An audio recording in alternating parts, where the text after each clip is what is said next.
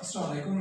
Question number 2 का point number 3 हमारे पास आज। अब हम इसको क्या करना है, सबसे पहले देखें। अब जो इक्वेशन दी गई है 4 minus 32x is equal to 17x square.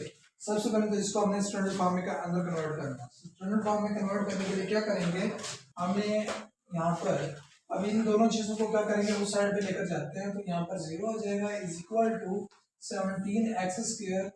जब ये उस साइड पे गया तो ये प्लस का 32x हो गया और ये भी उधर जाके क्या हो जाएगा, हमारे पास माइनस का 4 आ जाएगा। ठीक है, अगर इस तरह लिख लें इसको या फिर हम इस तरह कन्वर्ट मतलब 0 को उस साइड पे लेकर आए तो फिर भी कोई इश्यू तो नहीं है ना। Plus 32x minus 4 is equal to 0।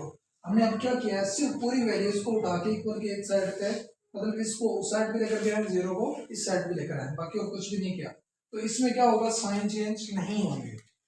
ठीक है ना, इसमें क्या होगा, साइन चेंज नहीं होंगे। कब होंगे, जब हमने जैसे उसको इस साइड में लेकर आए थे तो उसके अंदर साइन चेंज कर दिए थे। अगर साइन चेंज होता है तो मतलब जो दूसरे दोनों साइडों में होंगे ना, क्योंकि उसको भी तो रिप्लेस किया ना उसके साथ। अच्छा देखिए, अब ये हमारे पास प्रॉपर एक इक्वेशन बन जाएगी, स्टैंडर्ड फॉर्म भी आ गई।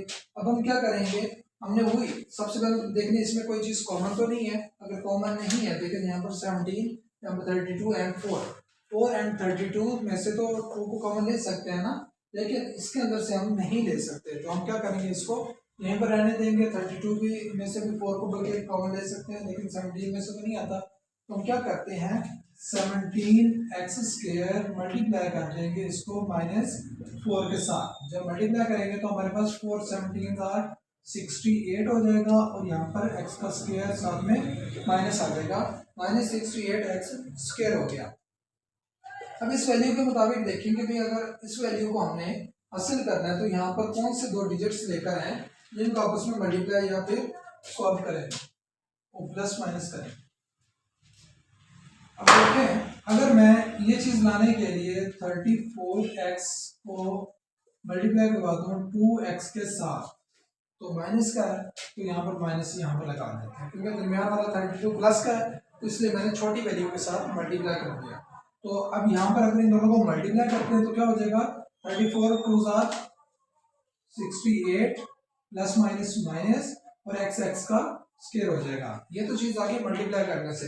अगर इनको प्लस या माइनस करते हैं 34x plus into minus 2x is equal to, तो ये क्या हो जाएगा, प्लस माइनस माइनस हो जाएगा ना।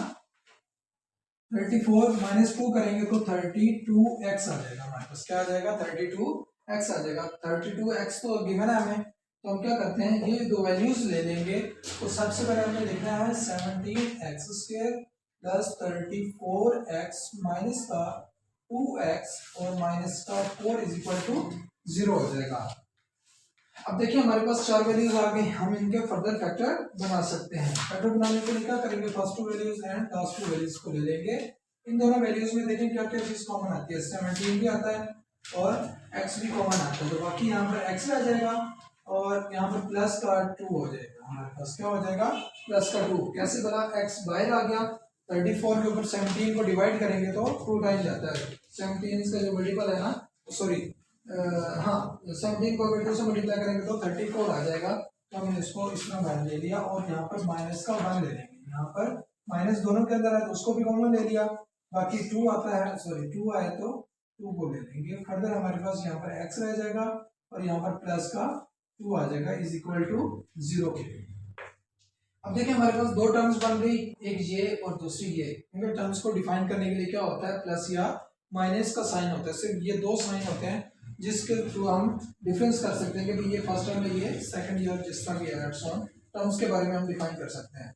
तो अब हम देखेंगे कि हमारे पास एक टर्म ये होगी, दूसरी ये होगी। इन दोनों में देखिए फर्दर कोई चीज कॉमन, x प्लस 2 कॉमन है ना, इधर भी है और इधर भी है, इसको मैंने बाहर निकाल लिया। तो यहाँ पर हमारे पास 7x और यहाँ पर minus into 2 is equal to 0 हो जाएगा।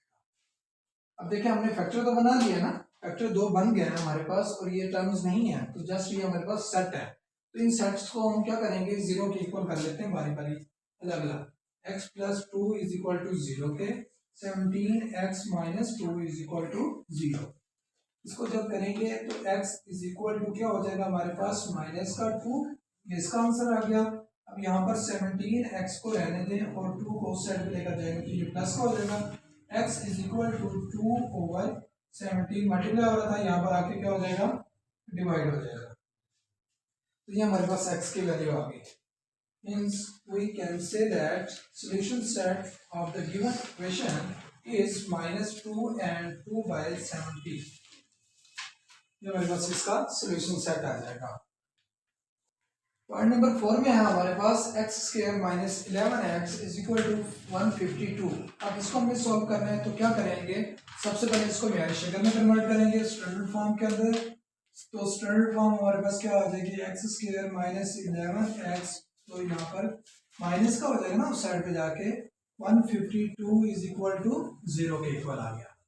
ठीक है, अब हम क्या करेंगे, देखिए यहाँ पर हमारे पास एक्स स्क्वायर भी है और कांस्टेंट वैल्यू भी है। फैक्टराइजेशन का जो रूल है उसके मुताबिक हम पहली और आखिरी वैल्यू को आपस में मल्टीप्लाई कर देंगे। तो मल्टीप्लाई करने के बाद हमारे पास जो आएगा सोल्यूशन 152x स्क्वायर आ गया। अब दरमियान में हमारे पास है माइनस का 11x। अब दो वैल्यूज लेनी है आपने जिनको आपस में मल्टीप्लाई करें तो ये चीज आ जाए, प्लस या माइनस करें तो ये चीज आ जाए। ठीक है, तो इसके लिए हम क्या करेंगे, अब देखो अगर हम 19x को 8x के साथ मल्टीप्लाई करवा दें, अब यहाँ पर माइनस का साइन है तो ये साइन जो हमने लगाना होता है ना इसके साथ, क्या प्लस का होगा या माइनस का, तो हमें इसके साथ देखना है हिसाब से, क्योंकि यहाँ पर 11 आ रहा है तो ये तो यहाँ पर भी माइनस आ सकता है, फिर भी तो 11 ही आएगा। यहाँ पर माइनस लगा देंगे तो फिर भी 11 ही आएगा। लेकिन हमने कैसे पता चलेगा कि यहाँ पर भी आना चाहिए, तो देखें ये जो 11 आंसर आया उसके साथ माइनस लगा हुआ है, तो मतलब जो बड़ी वैल्यू होगी उसके साथ माइनस का साइन होगा। तो उस हवाले से हमने क्या किया है, -19x प्लस का 8x ले लिया। इन दोनों को आपस में मल्टीप्लाई करवाएंगे तो 152 आ जाएगा, और अगर प्लस या माइनस करते हैं तो माइनस का 11 आ जाएगा। तो अब देखिए यहाँ पर हम क्या करेंगे, सबसे पहले एक्स स्क्वायर माइनस, अब -11x को रिप्लेस करके तो माइनस का 19x प्लस का 8x और माइनस 152 इज इक्वल टू 0, इस तरह करेंगे। ये तो बात होगी, मैंने आपको जनरल तरीका, एक प्रॉपर तरीका बताया कि किस तरह हम ये माइनस या फिर प्लस लेकर आएंगे। अगर इसे भी मजीद इजी समझना है आपने तो उसका तरीकाकार ये है कि ऊपर देखें आपके पास जो था x, मतलब सिंगल जो वेरिएबल था उसके साथ माइनस का साइन था, तो आपने ये जो दो वैल्यूज लेनी है, पहले तो बड़ी लिखते हैं ना, फिर उसके बाद छोटी लिखते हैं।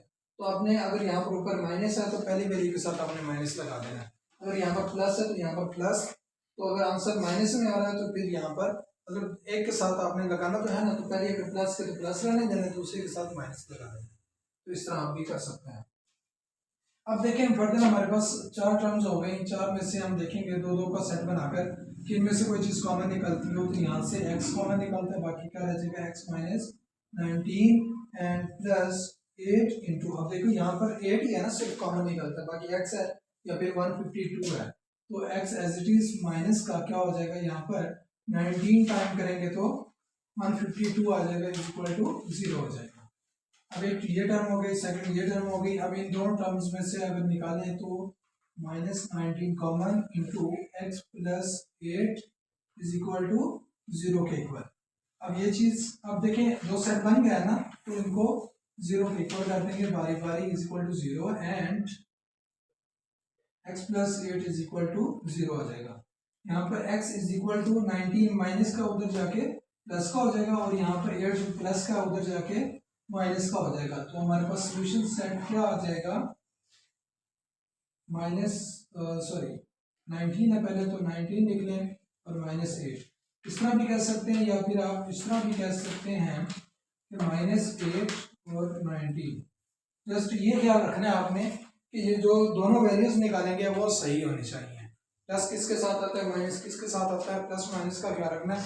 अक्सर बच्चे ये